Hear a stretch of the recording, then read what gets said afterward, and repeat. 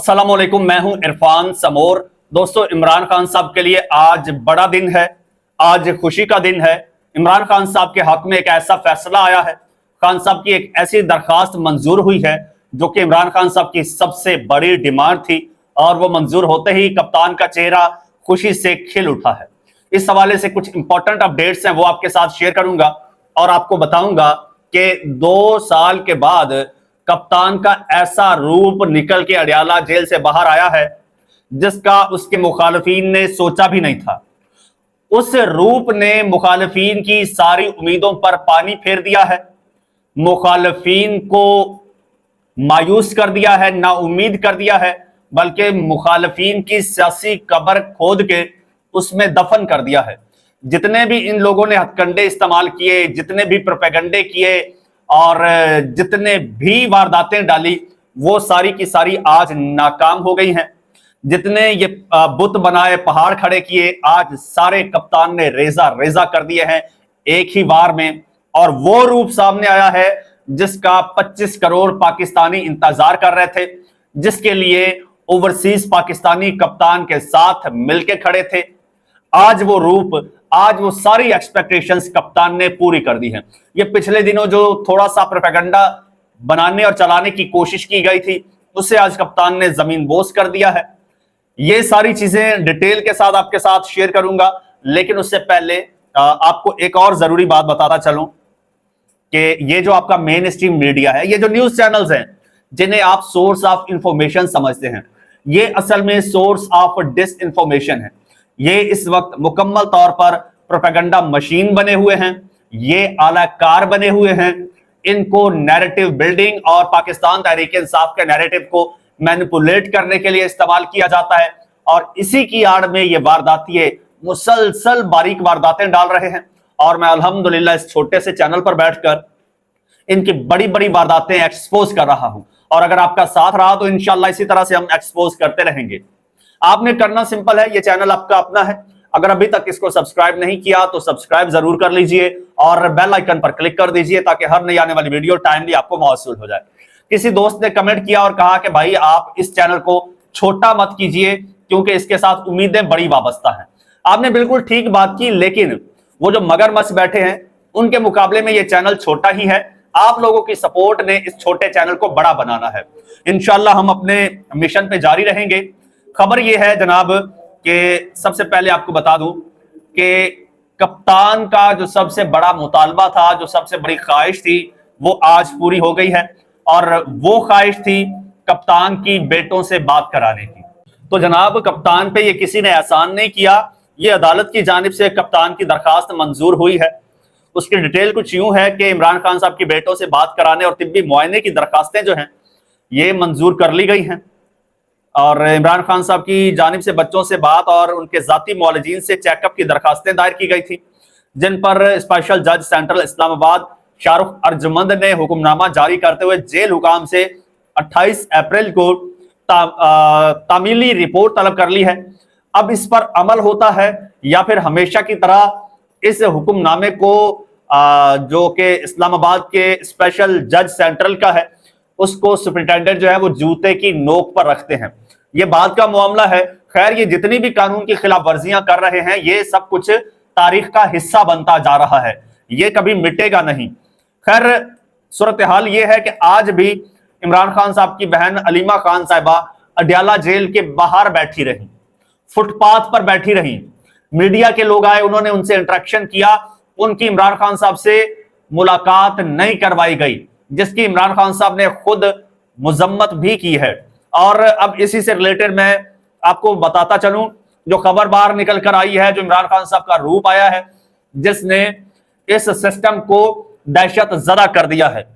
ये लोग समझ रहे थे कि इमरान खान साहब की बात हम नहीं करवाएंगे, इमरान खान साहब को तन्हाई में रखेंगे, उसके सेल की बिजली काट देंगे, अंधेरे में रहेगा, गर्मी में रहेगा तो पिघल जाएगा और झुक जाएगा।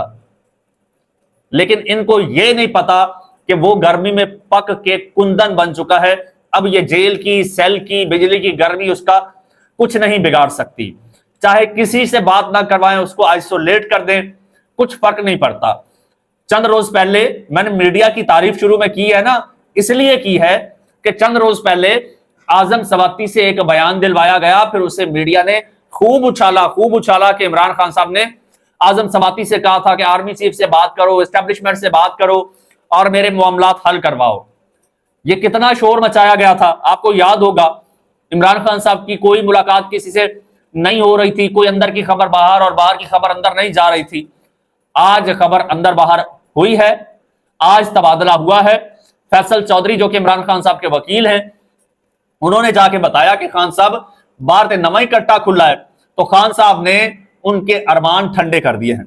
इमरान खान साहब ने क्या कहा है, एक एक लफ्ज जो है वो सुनने के काबिल है जी, सुनिएगा। इमरान खान साहब ने डील के तासुर को यकसर मुस्तरद कर दिया है। अब यह खबर लगी हुई है कि यकसर मुस्तरद कर दिया है, इसमें कोई झोल नहीं दिखाया, कोई फ्लेक्सिबिलिटी, कोई जूमानी बात, कोई घुमा फिरा के बात नहीं। इमरान खान साहब ने यकसर मुस्तरद कर दिया है। और इमरान खान साहब के वकील जो हैं फैसल चौधरी, उन्होंने इमरान खान साहब के साथ मुलाकात की और फिर मीडिया से गुफ्तगू की। और गुफ्तगू में उनका कहना था कि किसी को एस्टेब्लिशमेंट से बात करने का नहीं कहा, ये इमरान खान साहब ने कहा है। और खान साहब ने कहा कि आजम सवाती और अली अमीन गंडापुर ने इजाजत मांगी। सुनिएगा, जो मैंने पहले कहा था, आज से 4 रोज पहले मैंने कहा था, एग्जैक्ट वही अल्फाज आज इमरान खान साहब दोहरा रहे हैं। खान साहब कहते हैं कि आजम सवाती और अली अमीन गंडापुर इन्होंने इजाजत मांगी। ये बेसिकली सहूलतकार बने हुए हैं ना, इन लोगों ने इजाजत मांगी। तो इनसे मैंने कहा कि अगर डील करनी होती तो 2 साल पहले ही कर लेता। तो तुम लोगों की औकात क्या है, उससे डील करोगे या उसको डील के लिए मजबूर करोगे?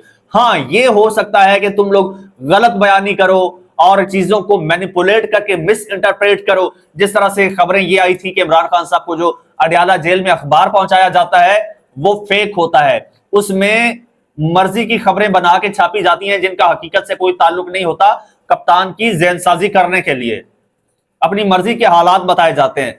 तो उस तरह से कप्तान को अगर तुम लोग ट्रैप कर लो और उसे अंधेरे में रख के कोई बयान दिलवा लो या कोई सौदेबाजी कर लो तो अलग बात है। बाकी वो शख्स सारी चीजों को जानते हुए कभी भी आपसे डील नहीं करेगा। वो जेल में मर जाएगा लेकिन डील नहीं करेगा। तो उन्होंने वाजे कर दिया, उन्होंने कहा अबे डील करनी होती तो 2 साल पहले कर लेता, तुम लोग डील का शोर मचा रहे हो। ये अपने आप को खुश कर रहे हैं।